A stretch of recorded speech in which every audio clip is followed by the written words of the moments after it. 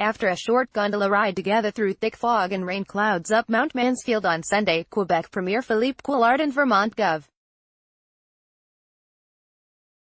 Phil Scott spoke warmly about the importance of trade between their two countries.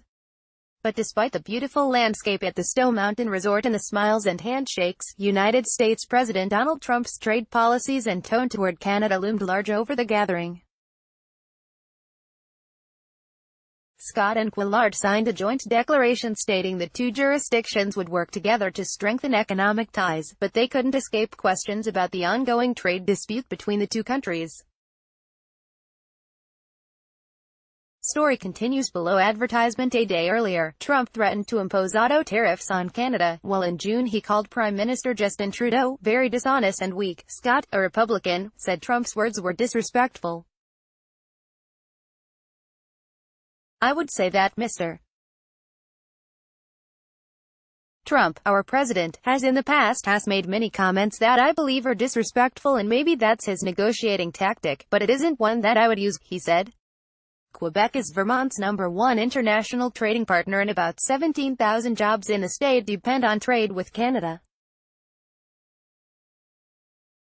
Sunday's meeting between Couillard and Scott was held as part of the two-day annual conference between governors of the New England states and premiers of Quebec and the eastern Canadian provinces. Scott said it's important for leaders of individual states and provinces to meet and sign deals that go beyond the politics of the day. "I wouldn't say the tone out of Washington and the president is necessarily all targeted towards Canada. I've seen it in other areas," he said. Even within his own country he does the same. Story continues below. Advertisement. And that's why it's so important for us to have these types of events. We may not be able to control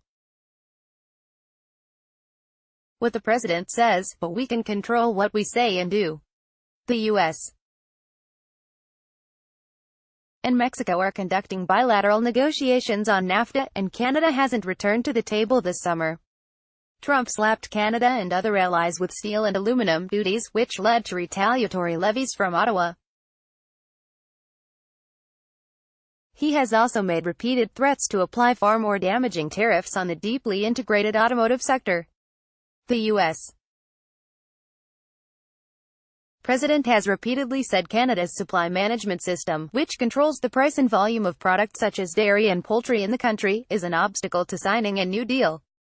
Couillard said the U.S. helps its farmers with budget allocations and other measures, and Canada has its own ways to support its agricultural sector. With NAFTA, the vast majority of trade is tariff-free. Couillard said, "Instead of concentrating on the few areas that still have tariffs, we should appreciate the fact NAFTA makes it possible to be tariff-free with most of our trade, and not damage that and add to the difficulties." Story continues below. Advertisement. Both leaders will soon be heading to the campaign trail. Couillard is behind in the polls as the Quebec provincial campaign is set to begin August 23, while Scott is facing a primary challenge ahead of the November 6 election. The conference continues on Monday with seminars and events that are scheduled to include New Brunswick Premier Brian Gallant, Newfoundland and Labrador's Dwight Ball, and Prince Edward Island's Wade McLaughlin. Connecticut Governor Daniel P. Malloy and Charlie Baker, Governor of Massachusetts, are also scheduled to attend the conference.